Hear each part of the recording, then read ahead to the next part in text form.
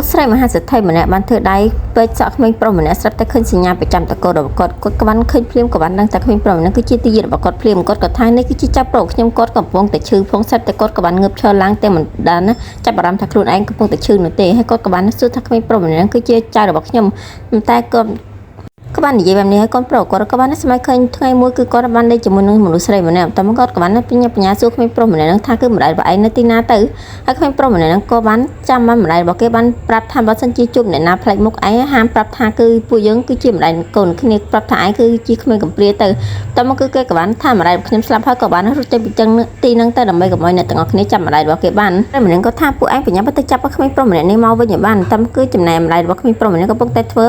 ឆាបាយបន្តមកគឺគេក៏បានគឺកូនប្រុសគេបានអស់ទៅនិយាយគ្នាគេថាគឺយើងកំពុងតែធ្វើការប្រកួតផងតែមកគឺកូនប្រុសគេក៏បាននិយាយរឿងហេតុការណ៍ទាំងអស់ប្រាប់នាងហើយគឺគាត់ក៏បានថាបើសិនជាយើងទាំងពីរណាម្ដាយកូននៅទីនេះទៀតប្រកាសជាត្រូវគេចាប់ដាក់ប៉ុស្តិ៍ប៉ូលីសជាមិនខាននោះទេហើយចំណែកលោកស្រីម្នាក់កំពុងតែពិបាកចិត្តខ្លាំងមែនតែមិនដឹងថាចាប់ប្រុសគាត់ទៅទីណានោះទេគេក៏បានគឺបញ្ឈប់ការប្រកួតប្រជែងធ្វើម្ហូបអាហារគេក៏បានលើកអាហារដែលចុងភៅធ្វើទាំងអស់យកមកឲ្យលោកស្រីម្នាក់ហ្នឹងស្រាប់តែគេក៏បានគឺលើកអាហារទាំងអស់ហ្នឹងមកហើយស្រាប់តែលោកស្រីម្នាក់ក៏បានពេញចិត្តជាមួយនឹងបាយឆារបស់ទូស្រីយើងតែគឺគាត់ក៏បានញ៉ាំបាយឆានឹងចូលហើយគឺគាត់ក៏បានមានអារម្មណ៍ថាគឺចង់ញ៉ាំភ្លាមតែម្ដងព្រោះគឺគាត់ជាមនុស្សដែលគឺធន់ជាមួយនឹងអាហារខ្លាំងណាស់គាត់ក៏ថាពិតជាឆ្ងាញ់ខ្លាំងមែនទែន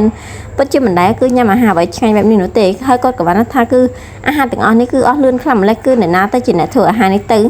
គាត់ក៏បានគឺយំសោកស្ដាយបាយរបស់គាត់អស់លឿនខ្លាំងមែនទែនតើមកគឺកូនប្រុសគាត់ក៏ថាគឺពិតជាល្អខ្លាំងណាស់បើសិនជាលោកស្រីចូលចិត្តចុងភៅមួយនេះឲ្យទូប្រយើងថាបើអញ្ចឹងគឺបញ្ញាបញ្ចេញចុងភៅមួយនេះមកធ្វើអាហារប្រចាំទូរស័ព្ទគេទៅចំណែកលោកស្រីម្នាក់ក៏បានឃើញទូស្រីយើងកំពុងតែដើរមកហើយគឺគាត់ក៏មានខ្លាំងគឺដូចជាឈ្ងុយអ្វីម្យ៉ាងហើយសត្វទូស្រីយើងក៏បានយកជើងមាន់របស់នាងគឺចេញមកពីក្នុងកាបូបរបស់នាងទៅរបស់នេះគឺក៏ក្រិចខ្លាំងណាស់គឺលោកស្រីម្នាក់ញ៉ាំមកនោះទេស្រាប់តែលោកស្រីនោះវិញកំពុងតែញាត់ចូលមាត់ញាត់ចូលយកតែម្ដងហើយគេក៏បានភ្ញាក់ផ្អើលខ្លាំងមែនទែនហើយបែរក៏លោកស្រីគឺញ៉ាំអាហារទាំងអស់នេះបានទៅហើយលោកស្រីក៏បានថាអាហារនេះគឺពិតជាឆ្ងាញ់ខ្លាំងមែនទែន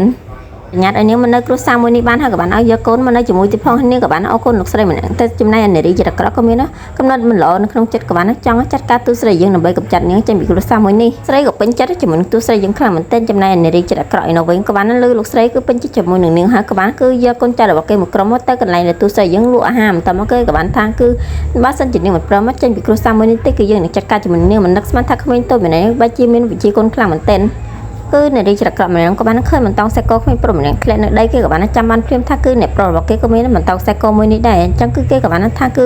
កាប់ពិតតែគឺក្មេងប្រុសម្នាក់នេះគឺជាកូនរបស់អ្នកប្រុសតូចរបស់យើងតើមកគឺគេក៏បានដឹងថាគឺគេម្នាក់នេះគឺជាអ្នកប្រុសតូចអញ្ចឹងហើយគេក៏មានកំណត់ចង់កំចាត់ពីអ្នកម្ដាយកូននេះមិនឲ្យទៅរស់នៅគ្រួសាររបស់ទូប្រុសយើងនោះទេបើសិនជាពួកគេទាំងពីរអ្នកនៅទៅគ្រួសារមួយនឹងគឺនាងប្រកាសជាមិនបានតំណែងធ្វើជាភរិយារបស់ទូប្រុសយើងនោះទេអនារីច្រកក្រក់ម្នាក់ក៏បានបញ្ជូនទូស្រីយើងដើម្បីទៅធ្វើអាហារឲ្យគ្រូប្រចាំសាលានៅទីនោះញ៉ាំបន្តមកគឺគេក៏បានរៀបចំអាហារដើម្បីទទួលស្វាគមន៍មកគ្រូនឹងស្រាប់តែទូប្រុសយើងក៏បានដើរមកតាមក្លិនគឺឈ្ងុយខ្លាំងមែនទែនហើយគេក៏ថាគឺក្លិនឈ្ងុយមកពីណាទៅតែមកគឺគេក៏បានទៅដល់ឃើញទូស្រីយើងកំពុងតែធ្វើអាហារគឺគេក៏បានចង់ឃើញថានាងកំពុងតែធ្វើអាហារអ្វីពិតជាឈ្ងុយខ្លាំងមែនទែនហើយគេក៏បានដើរចូលទៅចិត្តហើយក៏បានហិតអាហារដែលនាងធ្វើទៅហើយគេសួរថានាងកំពុងតែធ្វើអ្វីហើយទូស្រីយើងក៏បានភ្ញាក់រហូតទៅនាងដួលតែម្ដងចំណែកទូប្រុសយើងក៏បានត្រូវនាងជាប់ទៅបន្តគឺនៅទាំងពីរនាងក៏បានឈរសម្លឹងមើលមុខគ្នាទៅវិញទៅមកទូស្រីយើងនោះវិញក៏បាន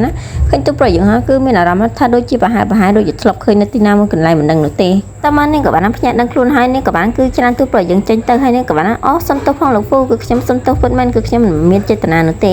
តែមកគឺនាងក៏បានសុំទោសទូប្រុសយើងហើយទូប្រុសយើងក៏ថាមិនអីនោះទេស្រាប់តែគេក៏បានសម្លឹងមើលទៅដីស្រាប់តែគេក៏បានឃើញ